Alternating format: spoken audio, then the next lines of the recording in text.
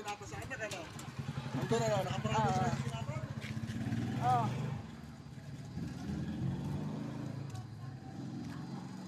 Yung kakilala ni Alex. Ang kailan niya, kung asa na daw. Ayan ba yung. Yan. Nakaparada daw dito siyang anak. Yan, ang silingan. Oo. Shout out.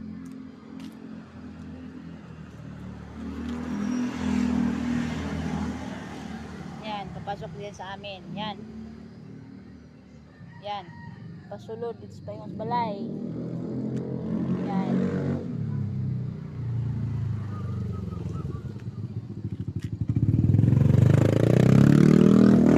Yan, pumangko ni Alex. Yan.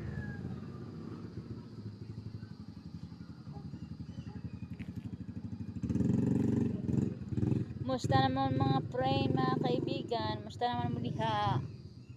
Pero dahang gabi kani siya, apartment po na siya, pero napuno na. Puno na, pero daghan pang apartment dire, daghan pa. Apay bag-ong gihimo oh. Okay, shout out sa inyong tanan diha, shout out.